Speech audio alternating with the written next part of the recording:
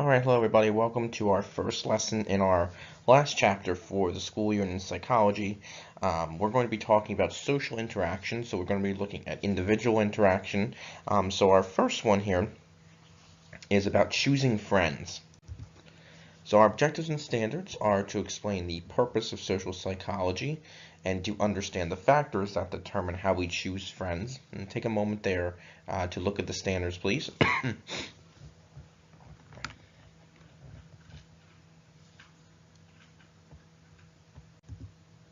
And our desired result, what elements help us in choosing friends? A couple of vocabulary words here. We have social psychology, which is a field of psychology that seeks to explain how thoughts, feelings, perceptions, and behaviors are influenced by others. We also have social cognition, a focus on how we perceive, store, and retrieve information about social interactions.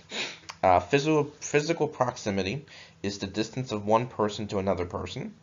Stimulation value is the ability of a person to interest you in order to expose you to new ideas and experiences.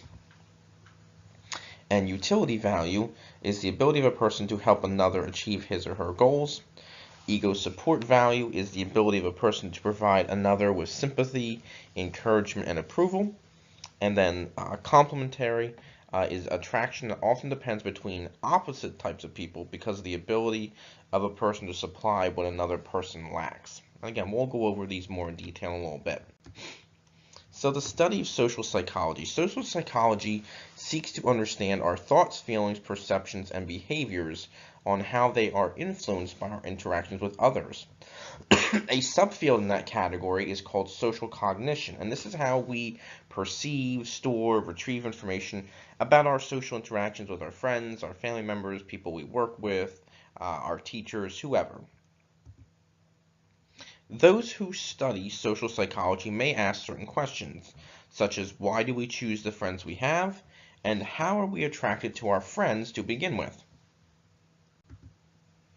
So psychology and the need of friends. When we are infants, we learn that we need others to satisfy our basic needs, right? We're not really capable of getting our own food, of changing ourselves, of, cleaning ourselves.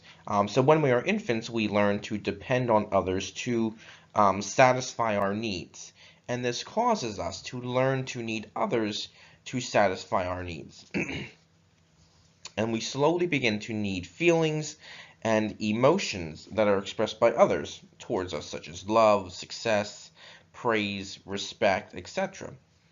And acquiring these needs through social cognition can only be fulfilled by other individuals. So because we learn as infants or babies that we need others to help us or take care of us, that's something we crave throughout our lives later on. So helping with anxiety. Understanding our need for human interaction, what makes it intensify, is the job of social psychologists. And we typically need the most interaction with others when we are afraid or when we are anxious. This is because we are unsure of ourselves and we want to compare our feelings with other people and see what other people think about our experience or the situation we're going through. So that is typically one of the most biggest times or largest times that we need interaction with others.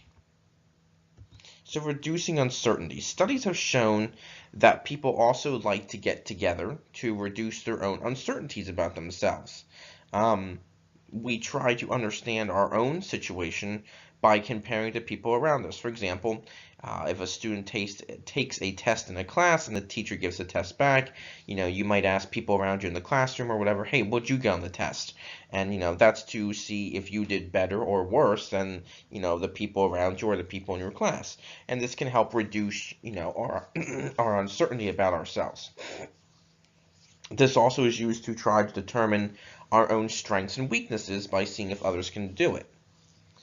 They use this performance of others to do a self-evaluation themselves. It's okay, my three friends over here in my math class, they got a B and I got an A, so that must mean I'm doing something right. Or if you got an F on your test and they all got A's or B's, then maybe you would know that maybe you need to study more or ask your teacher for help. So that can help reduce some of the uncertainty we don't know.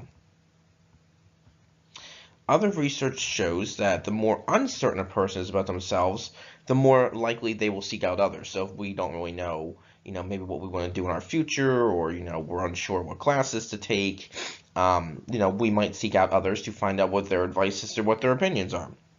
They can also give feedback on the ideas or decisions that we have and serve as mediators, such as we're fighting with our parents or a sibling or having trouble at school or work. Our friends can maybe, help us try to resolve those problems.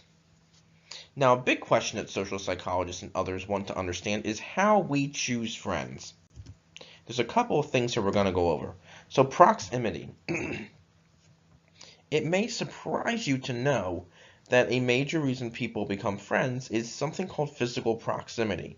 And this is basically how close a person is to another in terms of living or working, such as neighbors, or maybe sitting next to a classmate at school, or maybe sitting next to someone at work. When people are close to each other, there is a good chance that they will become friends. It is believed by psychologists that people become friends with people they are near to as a result of fear and embarrassment. So, we typically don't go seeking out, classmates typically, to, make friends with if they sit 7 desks away from us, or at work, if that person sits across the room, we don't typically go up to that person and make friends with them because we're fearful of that and we're afraid we might embarrass ourselves. So we'll typically make friends with those people because we're close to them and it's easier to talk to them. People find reasons to talk to others when they are close to them physically, whether it be in school, work, or even neighborhoods. This is why, your neighbors, your parents might be friends with their neighbors or whatever, or people across the street from you, because you're all within that close, that physical proximity. Making friends with someone you do not see or are not close to on a regular basis is difficult, right? If you don't see, your neighbor, or somebody who lives 3 blocks away from you, chances are you're not going to be very good friends with that person. But you might be friends with the kid across the street because you see them more. You see them outside, you see them, going here or there, so you might be more friends with them. When your physical proximity is close to someone, there are chances you will become friends. Reward values. A physical proximity may help start a friendship, but it does not make it last. There are certain elements that help make a long-lasting friendship. One of these is stimulation value. Stimulation value is when a friendship can last when a person brings imaginative or interesting things to another, such as maybe suggesting you go see a new band that's playing somewhere, or maybe they invite you over to try their mom's new spaghetti recipe. I don't know, something like that. But when they give you new, interesting, or imaginative ideas to try and do, that's one way that friendships can last. Utility value. This is when a person is willing to give you the support or resources you need to achieve your goals, such as maybe they say, I don't know, they help you with your homework. Maybe you're studying for a math test or a science test, and you go over their house to have them help you with that or a project. They're helping you. They're giving you those resources that you need to pass the class. And then ego support value is when a person gives support and encouragement when someone needs it, specifically more emotional. Like if you're going through a hard time, or you're struggling with something, your friend, comes over or talks to you on the phone or whatever, and gives you that support that you need to, keep going on. Physical appearance. How a person looks also causes us to choose friends. We often find those who are attractive to be more intelligent, kind, outgoing, responsive, and interesting. Studies have shown that people who do not necessarily meet society's standards of attractiveness, such as maybe someone who might be a little overweight, or someone who might not, necessarily dress the same way we do, are frequently discriminated against, whether it be at work or school, wherever. However, it has also been discovered that physical appearance does not play a role when choosing a friend or potential partner. So this isn't always true. It is true, but it's not true at the same time. Approval. We may also choose our friends based on approval. Most people, this is pretty simple to understand that most people tend to like to be with people that agree with them or support us in different ways. Again, that ego support value of, hey, I'm here for you, I'm here to support you, what's going on, can I help you in anything?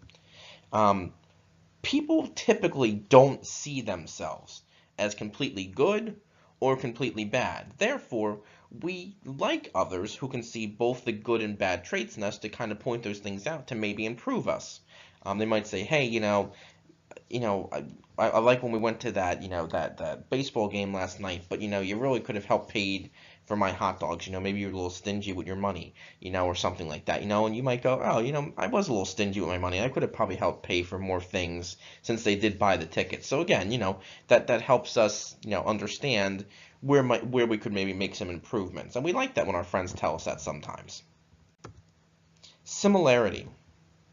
Choosing friends also depends upon those who have similar backgrounds, attitudes, and interests to our own. Typically, husbands and wives have the same religion, economic status, and educational background. Now, there are several explanations on that are used to explain why we choose friends based on similarity. One is that, we have an agreement on what is fun or interesting, and that makes people likely to want to be together. You're not probably going to hang out with someone who goes to, heavy metal rock and roll concerts if you're not into that. If you are into that, you will hang out with people who are also into that. We like to hang out with people who agree that the same things we like are fun or interesting. Number two, we typically fear things that or activities that are unknown or challenged to us, such as, I don't know, I don't really want to go skydiving. That's a personal fear of mine.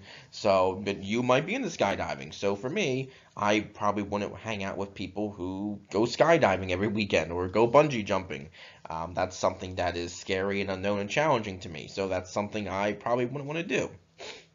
And number three, we find it easier to communicate with others when we share similar interests or activities. Again, if you're into music or if you're into, playing basketball, you're going to typically hang out with those people and talk to those people more because you have something to discuss or talk about. And then complementarity. This is the power of similarity that can draw people together, but so can being opposites, and this is known as complementary. I'm going to highlight this here, one of our final vocab words.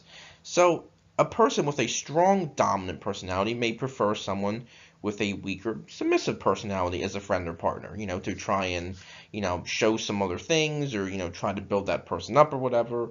Maybe they're looking to change themselves a little bit. So sometimes opposites, as they say, opposites can attract. Sometimes that can play into factor as well.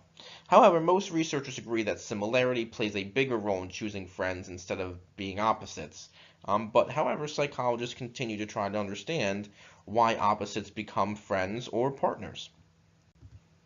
Alright, so our closure. What elements help us in choosing friends? Think about some of those elements or reasons or sources of building friendship, and that will help you answer your question. Have a great rest of your day or night, and I will talk to you soon.